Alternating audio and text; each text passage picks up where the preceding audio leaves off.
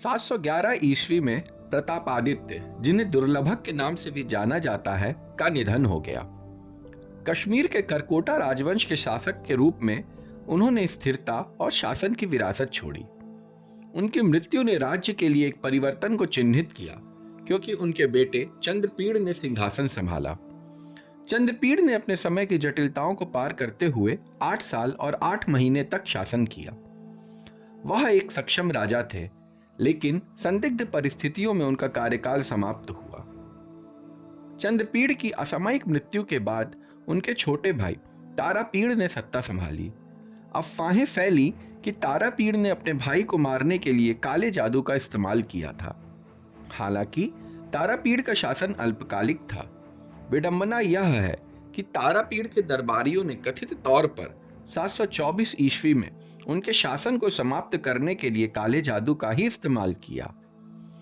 तारापीड़ की मृत्यु के बाद राज्य को एक ऐसे राजा की आवश्यकता थी जो व्यवस्था और स्थिरता बहाल कर सके। तीनों भाइयों में सबसे छोटे मुक्तापीड़ ने सिंहासन संभाला। अपने राज्याभिषेक के बाद उन्होंने ललितादित्य नाम अपनाया।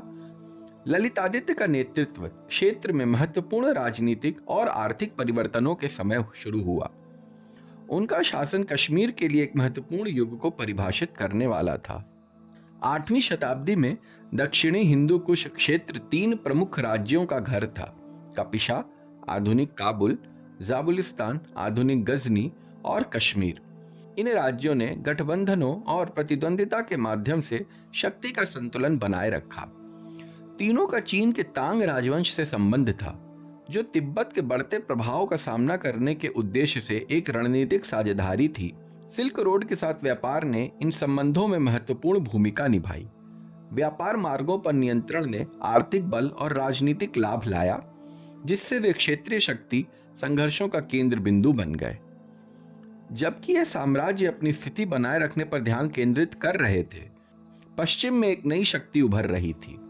अरब खलीफा ने अपनी तेजी से विस्तार के बाद मध्य और दक्षिण एशिया में प्रभाव डालना शुरू कर दिया था।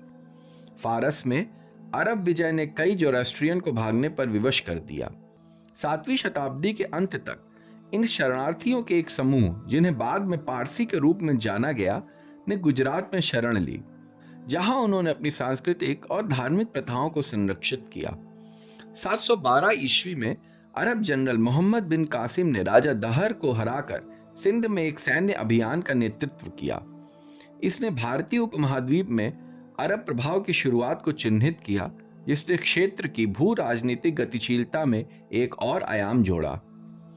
ललितादित्य का उदय कश्मीर के लिए एक महत्वपूर्ण मोड़ था। उनकी कहानी एक दूसरे से जुड़ी दुनिया में सत्ता, गठबंधन और नेतृत्व की जटिलताओं की एक बड़ी कहानी का हिस्सा है।